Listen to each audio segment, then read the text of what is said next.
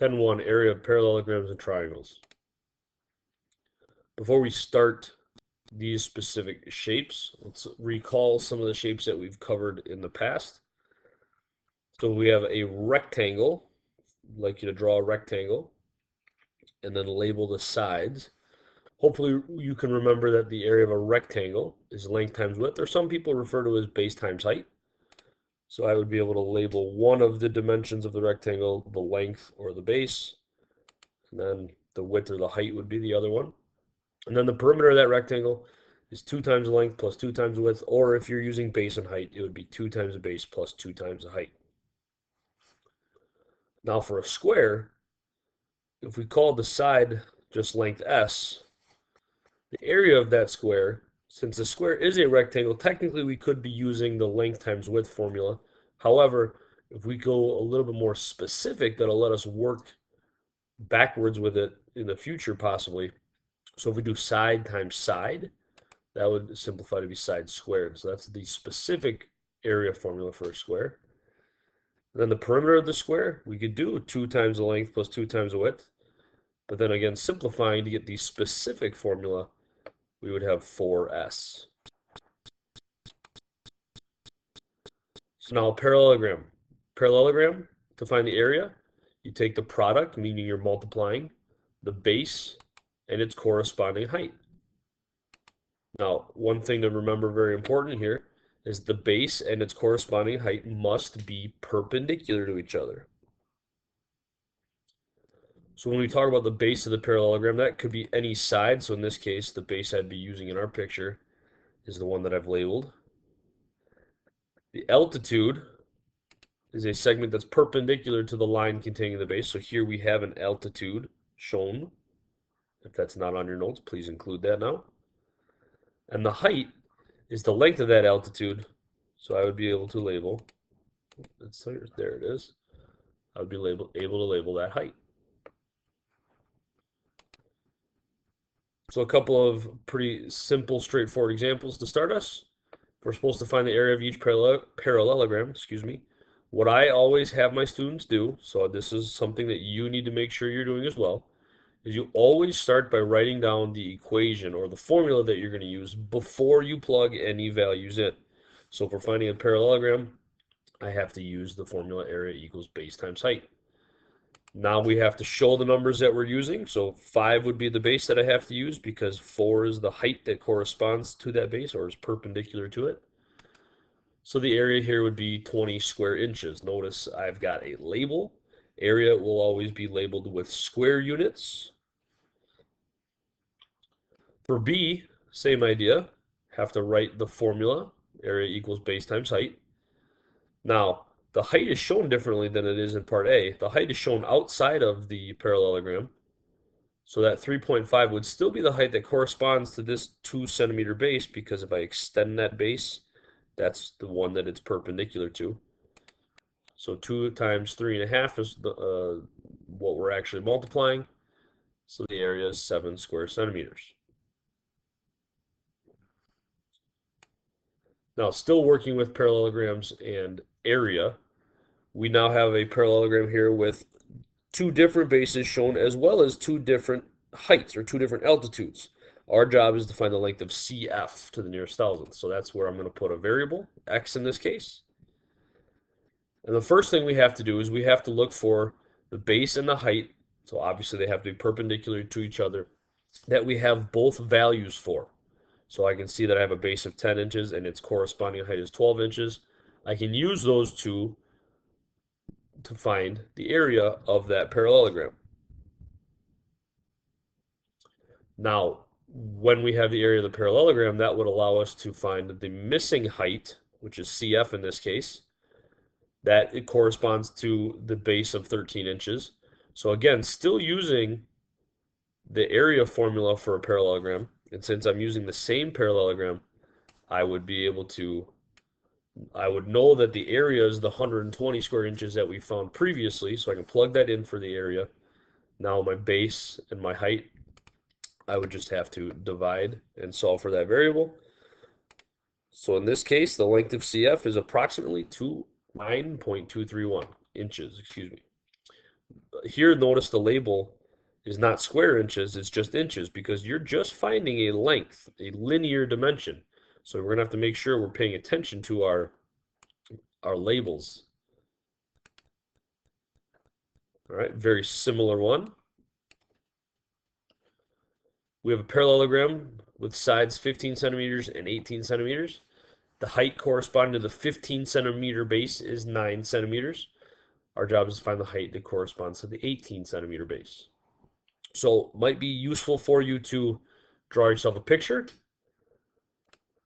That picture would look something like this with a parallelogram. Label the two sides 15 centimeters and 18 centimeters. Draw in an altitude for each of those sides of the parallelogram. The altitude that's perpendicular to the 15, you need to label 9 centimeters. So now I'd like you to find the height of find the height that corresponds to the 18 centimeter base. The height that we should have found would be 7.5 centimeters. Again, finding the area of the parallelogram using the height and the base that are perpendicular to each other that we have both values of, then using that area to plug back into our formula along with the other base, and then we can solve for height. Areas of triangles is probably something that you're pretty familiar with, so we're just going to review it real quick. Keep in mind the area of a triangle is half the product of the base and its corresponding height. So again, base and height must be perpendicular. Base again is any side of the triangle.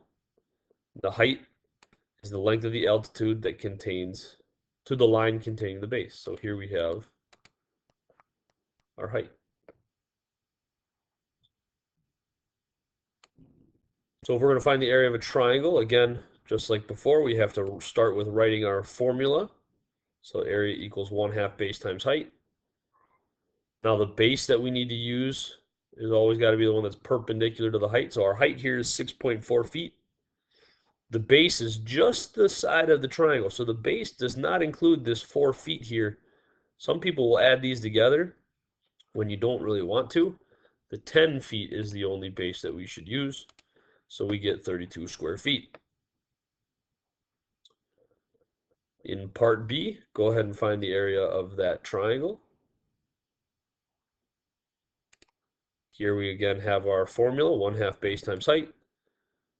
We get 1/2 times 12 times 5. You could interchange those. It doesn't matter which one you call the base and the height as long as they are the two perpendicular dimensions. So the area of that is 30 square centimeters. So here we've got the force in pounds exerted by a wind blowing against a flat surface can be found using the formula F equals 0.004 times the area times the velocity squared. So our job is to find how much force is exerted by 73-mile-per-hour wind blowing directly against the side of the building shown. So here we have just a side view of a building. So to find the area of this shape, we don't have a formula specific to that. So we would just have to think of this as a composition or a composite shape. So to find the total area, we would just take the area of the pieces and add them together. So area of the rectangle, area of the triangle. You could do these completely separate from each other. There are times, or actually the way I do it a lot of time, is I would just make one longer formula based on those two smaller ones. So I'm going to show the area of the rectangle formula, show that I'm adding the area of the triangle formula. Then I would go back through and substitute in all the dimensions that I have. So that gives me 240 plus 60, area of the rectangle plus area of the triangle. Total area is 300 square feet. Now, once we have the area, we have this other formula that we were given in which we can plug in that area and the velocity that we were given as well. So then when we use our calculators, we would find that the force being exerted on that side of that building is 6,394.8 pounds. That's quite a bit of force. And lastly, We have to graph the lines and find the area of the enclosed triangle. So this will take you back a little bit. The graphing lines. Hopefully you recognize the first equation here is in slope-intercept form. So the y-intercept is 0, 2, and the slope would be positive 1. So if we were to graph that, we would have this line. Make sure you use a straight edge for that so that you're accurately graphing. Now these second two, the second and the third equations rather, these cause a lot of issues because people don't remember what these equations show us. If we have the equation y equals 2, that represents a horizontal line. We have to remember y equals some number represents a horizontal line when you graph. If x equals 6, that's a vertical line, so we'd be able to graph that one as well. And now our job is to find the area of that enclosed triangle. So again, area equals 1/2 base times height. Make sure you're writing down the formula before you enter the numbers. Then show which numbers you're using as the base and the height in this case, and then simplify it, and then make sure you have a label of 18 square units. We don't have a label for this problem, so we need to use the generic label of units. And to this area, it would be a square unit.